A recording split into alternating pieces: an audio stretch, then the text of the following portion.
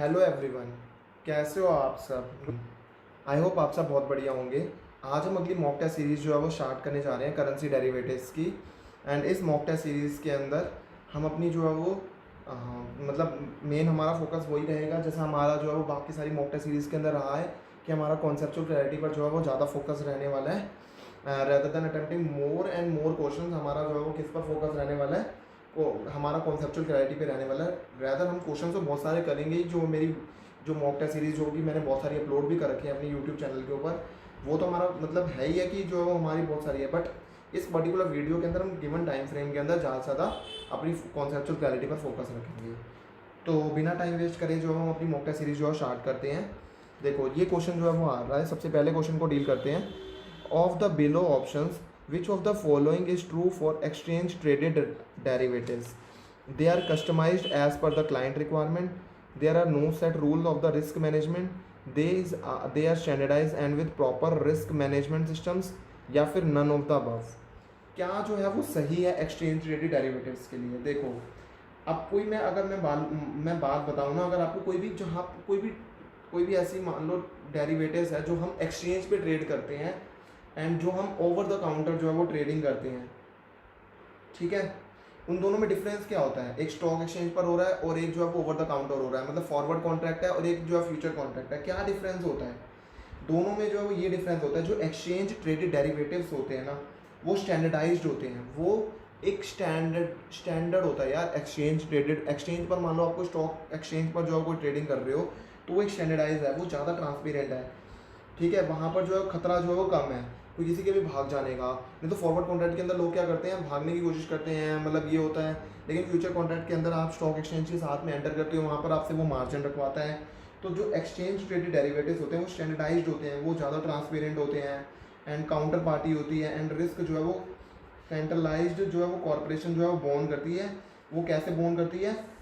Stringent जो भी margin जो वो रखवाती है उसके थ्रू जो है वो क्या करती है, वो जो है वो रिस्क भी बोन आउट करती है। अगर मान लो कोई पर्सन भाग जाता है तो वो आपको लेके देगी, क्योंकि उसने पहले उस पार्टी से मार्जिन जो है वो रखवाया होता है। लेकिन ओवर द काउंटर कॉन्ट्रैक्ट्स होते हैं वो कस्टमाइज्ड होते हैं, वो आप आपस में जो है वो कस्टमाइज्ड। जैसे मैं आया हूँ, मैं किसी फ्रेंड के साथ डाइनिंग टेबल पे बैठ के जो है मैं बोलने लग जाता हूँ, मेरे को लगता है इसका शेयर का प्राइस बढ़ेगा, उसको लग रहा है कम होगा, हम दोनों आपस में एक एंटर कर जाते हैं, ठीक है। डेरिवेटिव कॉन्ट्रैक्ट के अंदर हमने एंटर कर लिया, ये ओवर द काउंटर जो है वो हो गया है। तो ये ओपेक होता है प्राइसिंग के अंदर, रिस्क मैनेजमेंट, और ये डिसेंट्रलाइज होता है। और जो इंडिविजुअल और इंस्टीट्यूशन क्लाइंट्स होते हैं वो काउंटर पार्टी, मतलब वो रिस्क जो है वो एक दूसरे का जो है वो करते हैं। तो यहाँ पर जो है वो क्या होगा, इसका करेक्ट आंसर जो है वो ये होगा कि जो एक्सचेंज ट्रेडेड डेरिवेटिव्स होते हैं वो स्टैंडर्डाइज्ड होते हैं यार, मतलब स्टैंडर्ड्स हैं यहाँ पर, प्रॉपर रिस्क मैनेजमेंट सिस्टम है।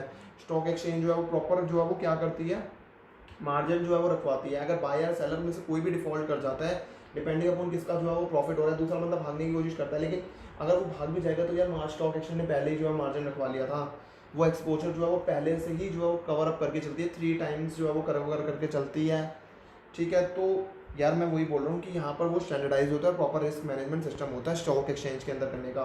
नहीं तो ओवर द काउंटर के अंदर तो यार थोड़ा रिस्की होता है, समझ रहे हो, मैंने आपको बार बार समझाया भी हुआ है।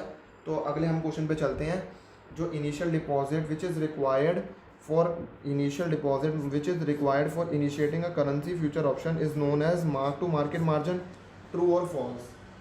देखो जो इनिशियल डिपॉजिट जो हमारे को किसी भी करेंसी ऑप्शन पोजीशन के अंदर अगर एंटर करना है वो हमारे को रखवाना पड़ता है, उसे क्या बोला जाता है? उसे बोला जाता है इनिशियल मार्जिन जो है वो बोला जाता है। और इनिशियल जो सिक्योरिटी डिपॉजिट है जो भी मेंबर पेड करता है उसे क्या बोला जाता है? उसका इनिशियल मार्जिन जो है वो बोला जाता है। अगर हमारे को कोई भी अलाउेबल एक्सपोजर लिमिट्स जो है वो देखनी है तो उसे क्या बोला जाता है? उसे इनिशियल मार्जिन बोला जाता है। इनिशियली हर मेंबर जो है वो अलाउड होता है कि उसको वो एक्सपोजर ले सकता है, जो भी लिमिट जो भी परमिसेबल होगी कि इनिशियल मार्जिन तक जितना उसने पैसा रखवाया हुआ उतना वो एक्सपोजर जो है वो ले सकता है। तो जो initial deposit which is required for initiating, कोई भी करेंसी फ्यूचर पोजीशन के लिए हमारे को इनिशियल डिपॉजिट का पैसा जमा कराना पड़ता है। क्या उसे मार्क टू मार्केट मार्जिन बोलते हैं? नहीं यार, उसे मार्क टू मार्केट मार्जिन तो थोड़ी बोलते हैं, उसे तो इनिशियल मार्जिन बोलते हैं। क्या बोलते हैं उसे? इनिशियल मार्जिन जो है वो बोलते हैं। एंड ये किस लिए रखा जाता है? ताकि जो है वो एक्सपोजर को कर्व करा जा सके, ताकि रिस्क को जो है वो कवर अप करा जा सके। स्टॉक एक्सचेंज इसीलिए वो इनिशियल मार्जिन जो है वो रखवाती है, ठीक है। That's why it is less riskier than the forward contract or over the counter contracts. Then आ जाता है हमारे पास में अगला क्वेश्चन। आई होप आपको बहुत कुछ सीखने के लिए मिल रहा होगा। एंड अगले क्वेश्चन पे चलते हैं। Export firm in India is considered above the volatility in the currency market, so it approaches a bank who is prepared to take a risk and enter into the derivative contract with it. Which economic function is performed by this derivative contract? कौन सा economic function जो है वो perform किया जा रहा है? क्या catalyst for the new entrepreneurial activity perform किया जा रहा है, shifting of volatility, transferring of risk and और या फिर increasing in the trading volume? देखो सबसे पहले क्वेश्चन को समझते हैं। मान लो कोई भी एक्सपोर्ट फर्म है जो कि एक्सपोर्ट कर रही है इंडिया के अंदर, उसे कंसीडर्ड करा जाता है अबाउट इस मतलब वो कंसर्न है अबाउट द वोलेटिलिटी, जो भी मतलब करेंसी मार्केट के अंदर जो है वो वोलेटिलिटीज़ जो है वो हो रही है, उसके लिए वो कंसर्न है। तो वो अप्रोच ये कंसीडर्ड नहीं है, ये क्या है, कंसर्न है वो, मतलब वो थोड़ा उसको लग रहा है कि जो है वो कंसर्न है कि वो चिंता में है थोड़ा सा कि वो वोलेटिलिटी होती जा रही है। तो वो अप्रोच करती है बैंक से, who is prepared to take a risk and enter into the derivative contract. ठीक है, वो जो है वो तो वो किसी बैंक के पास चले जाता है। बताओ, एक्सपोर्ट फर्म जो है बैंक के पास चली गई, वो क्या कह रही है, उसको रिस्क जो है वो प्रिपेयर्ड वो रिस्क लेना चाह रही है एंड वो डेरिवेटिव कॉन्ट्रैक्ट के अंदर एंटर करना चाह रही है। ठीक है, तो कौन सा इकोनॉमिक फंक्शन जो है वो डेरिवेटिव कॉन्ट्रैक्ट जो है परफॉर्म करेगा? यहाँ पर वो क्या करने की कोशिश कर रहा है, वो जो डेरिवेटिव कॉन्ट्रैक्ट उसने एंटर करा है एक्सपोर्टिंग फर्म ने, यहाँ पर वो उसके रिस्क को ट्रांसफ़र कर रहा है। ठीक है, यहाँ पर वो क्या कर रहा है, उसके रिस्क को जो है वो ट्रांसफ़र करेगा।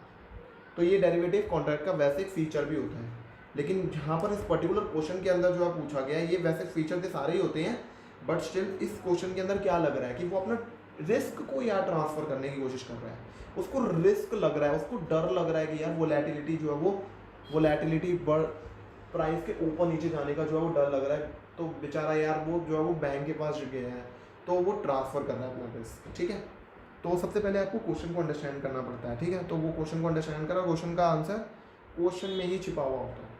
अगले क्वेश्चन पे चलते हैं। US has a lower interest rate than India, so the currency future rate of USD will be dash to INR।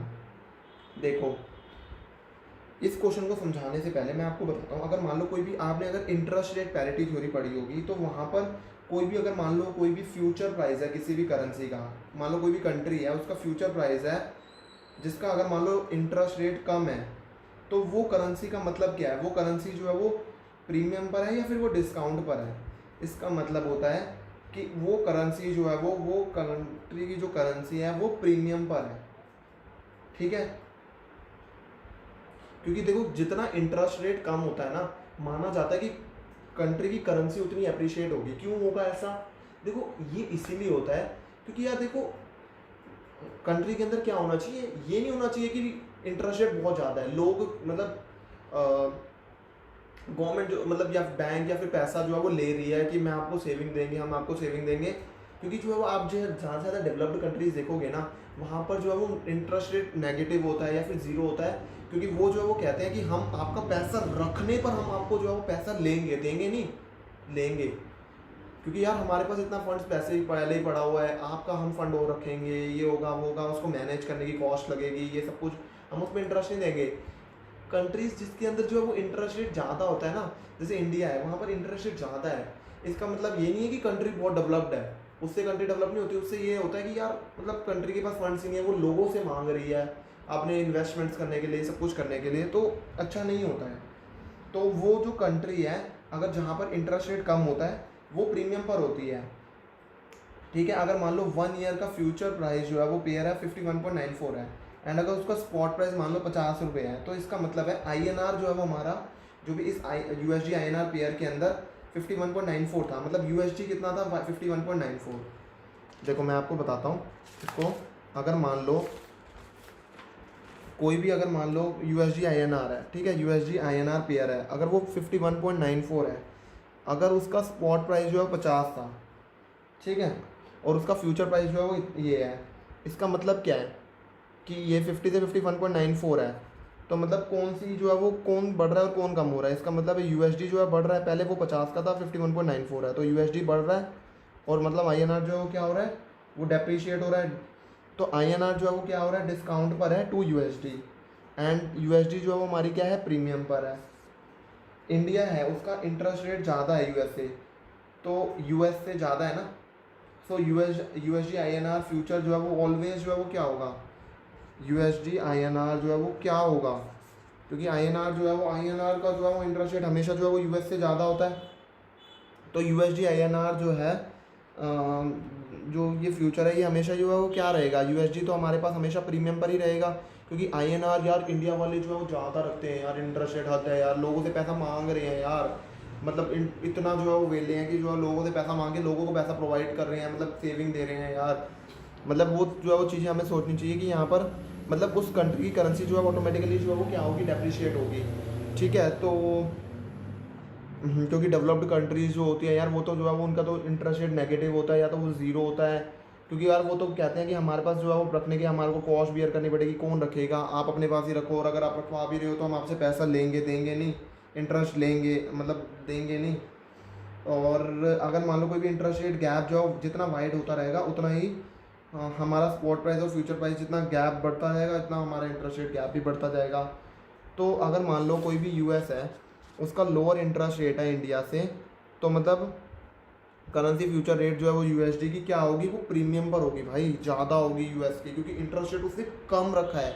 जितना वो कम रखेगी ना वो कंट्री की करेंसी कितनी होगी, बढ़ेगी, प्रीमियम पर जाएगी। ठीक है, अगला क्वेश्चन आ जाता है। अज्यूम कर लो अ सिचुएशन जहाँ पर जो है वो हमारे पास में American central bank is planning to increase the interest rate, all other things remain the same, will the USD appreciate or depreciate against other major currencies.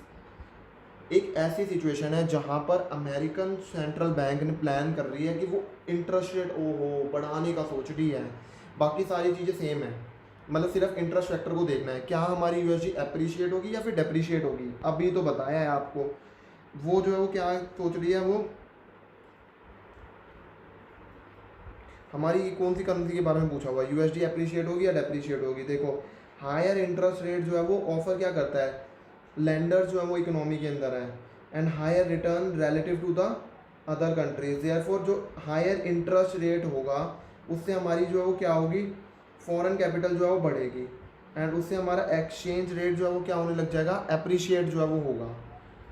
तो यहाँ पर यूएसडी का जो है वो जो है वो क्या करने की कोशिश कर रही है, वो इंटरेस्ट रेट को अप्रिशिएट करने की कोशिश कर रही है। ठीक है, वो बढ़ा रही है, तो वो फॉरेन कैपिटल को जो है ज़्यादा से ज़्यादा खींचने की कोशिश करेगी। अब यहाँ पर इन्होंने बोला कि बाकी सारे फैक्टर जो है सेम हो गए, यहाँ पर बस इन्होंने जो क्या खेल गए, यहाँ पर all other things remain same. अगर ये ना लिखा होता तो हमारा आंसर डिफरेंट हो जाता, तो हम जो है ऊपर जैसे हम सोच रहे थे वैसे सोचते, लेकिन उन्होंने कह दिया कि सारे जो है फैक्टर सेम है। तो यहाँ पर हमारे को from the point of view of foreign capital सोचना पड़ेगा। हायर इंटरेस्ट रेट होगी किसी भी कंट्री के अंदर, मतलब यहाँ पर ये कह रहे हैं कि कोई फ़र्क नहीं पड़ता उसका इन्फ्लेशन का, इंटरेस्ट रेट का, ऐसा कोई फ़र्क नहीं पड़ता, बस आप ये बताओ कि क्या होगा। तो मतलब अगर कोई भी हायर इंटरेस्ट रेट होगा तो उससे क्या होगा, लेंडर ज़्यादा से ज़्यादा आएंगे इकोनॉमी के अंदर, एंड ज़्यादा से ज़्यादा जो है रिटर्न आएगा कंट्रीज़ के अंदर। देयरफॉर हायर इंटरेस्ट रेट से जो है वो फॉरेन कैपिटल जो है वो प्रमोट होगी, एंड एक्सचेंज रेट जो है वो क्या हो जाएगा, अप्रिशिएट हो जाएगा। तो यहाँ पर यूएसडी अप्रिशिएट होगा। यहाँ पर हम ये नहीं सोचेंगे कि जैसा हम ऊपर सोच रहे थे कि इंटरेस्ट रेट ज़्यादा से ज़्यादा जो है वो मतलब ज़्यादा कर दिया तो वो कंट्री की करेंसी डेप्रिशिएट होगी। क्यों, क्योंकि यहाँ पर इन्होंने जो है वो ये बोल दिया ऑल अदर थिंग्स रिमेन, जो है वो सेम, मतलब कोई मतलब इंटरेस्ट का कोई मतलब फैक्टर कंसीडर नहीं करना या फिर ऐसा कुछ कंसीडर नहीं करना है, तो मतलब वो सारी बातें आ जाती है। तो हमारी यूएसडी क्या होगी, अप्रिशिएट होगी, क्योंकि फॉरेन कैपिटल जो है ज़्यादा आ जाएगी। तो क्वेश्चन को कभी कभार समझना पड़ता है कि क्या है, कभी कभार नहीं, वैसे तो समझना ही पड़ता है, बट क्वेश्चन क्या कह रहा है, किस लहजे में बात कर रहा है। ठीक है, अगले क्वेश्चन पे आ जाते हैं। With respect to the settlement of the over the counter forward contract which of the following is true, it's always delivery based, या फिर जो है market participant can decide to settle through the gross settlement system और net settlement mechanism, और it's by exchanging the difference in the value of currency, या फिर none of the above. तो मेरी बात समझो, यहाँ पर वो बात क्या क्वेश्चन ने क्या पूछी है, अगर मैं कोई सेटलमेंट की बात कर रहा हूँ, कोई over the counter forward contract जो होते हैं, क्या बात उसके लिए सही है। ठीक है, तो जो ओवर द काउंटर कॉन्ट्रैक्ट होते हैं ना, यहाँ पर जो भी सेटलमेंट होती है वो एक्चुअल डिलीवरी पर होती है, मतलब जो करेंसी होगी उसकी एक्चुअल डिलीवरी पर जो है वो क्या करी जाती है, सेटलमेंट करी जाती है। तो यहाँ पर ये हमेशा जो है वो क्या होती है, डिलीवरी बेस्ड होती है। ठीक है, जब मैंने आपको थोड़ी देर पहले जो है बताया ही था कि ओवर द काउंटर कॉन्ट्रैक्ट और जो है वो उसके बारे में, तो मैंने आपको तब भी बताया था ये हमेशा जो है वो डिलीवरी बेस्ड होते हैं। यहाँ पर जो भी सेटलमेंट होती है ना वो एक्चुअल करेंसी की जब डिलीवरी होती है वैसे होती है। अगला क्वेश्चन आ जाता है, dash are not to be permitted to participate in the currency future market. क्या इंडिविजुअल्स को अलाउड नहीं करा हुआ, सोसाइटी को या एनआरआईज को या फिर corporate not being exposures are permitted to transact in the currency future market.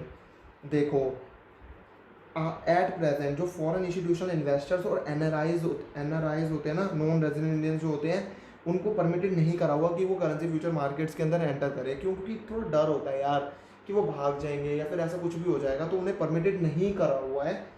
तो एट प्रेजेंट इन लोगों को परमिटेड नहीं करा हुआ है। तो यहाँ पर क्या फॉरेन इंस्टीट्यूशन इन्वेस्टर्स का नामो निशान इस क्वेश्चन में दिख रहा है? नहीं। क्या दिख रहा है? एनआरआईज। कौन से दो लोग थे जिन्हें मना किया हुआ था? एनआरआईज को मना किया हुआ है और एक एफआईआईज को, लेकिन ये तो जो है वो क्वेश्चन में दे ही नहीं रखा है। तो एनआरआईज दे रखा है तो इनको परमिटेड नहीं है। इंडिविजुअल्स को परमिटेड है, सोसाइटीज़ को भी परमिटेड है और कॉर्पोरेट नॉट हैविंग एक्सपोजर्स इनको भी परमिटेड है, बट एनआरआईज को परमिटेड नहीं है और एफआईआईज को नहीं है। Since FIIs foreign institutional investor जो है क्वेश्चन में नहीं दे रखा है, तो रैदर हमारे को जो है क्या चूज़ करना है, एंड जो है वो एनआरआईज जो है हमने चूज़ आउट कर लिया। ठीक है, अब इसके बाद जो है वो 8th क्वेश्चन आ जाता है। ये वाला थोड़ा सा क्वेश्चन ऐसा है जिसके अंदर जो है वो थोड़ा सा कैलकुलेशन है, ये लास्ट में सॉल्व करते हैं।